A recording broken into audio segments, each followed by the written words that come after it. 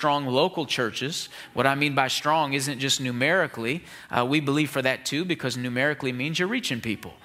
But, so we believe for growth. In the Bible there was growth, but we also believe for strength spiritually. How many of you would like to say by the end of this year that you're stronger than you've ever been spiritually?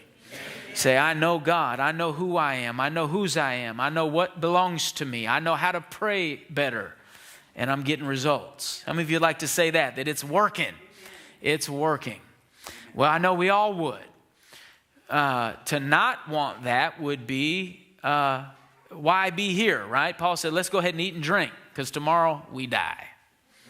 Not like tomorrow, but he's just saying time is temporary. So each church that's ordained of God, or each church that God commissions, and there can be some that aren't, right? Our job isn't to decide who is. Our job is to make sure we are. In other words, well, we won't get into that, but I mean, somebody can start a church for the wrong reason. That doesn't mean God's the one behind that church just because it's called a church, right?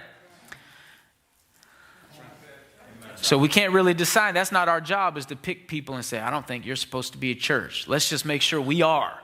And if we're not, then let's go ahead and fold them up and move along.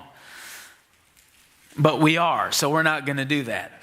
And what's our purpose? Because each church is going to have its assignment. What's our candlestick? Well, I feel like everything we do with anything we do, jail ministry, kids ministry, this ministry, any kind of ministry, prayer ministry, anything we do can have in it or behind it for these four main objectives that we've talked about. Number one is evangelism, that we want to make sure that we reach the lost and they don't stay lost. That's our objective.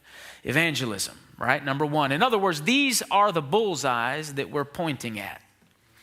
So everything we do and every path we take is to aim at these things.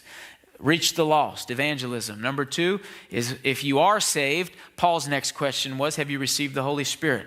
We want people to live a Spirit-filled life. Did you know that you can have a life filled with the Holy Spirit? His desire isn't that you get filled every decade, and he wants you to stay full. He wants you to stay saturated. Stay full of His Spirit.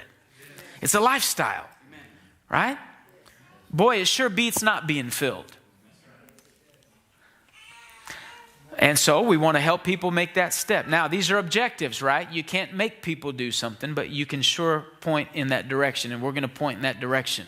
And then next is discipleship. We're going to talk about discipleship today.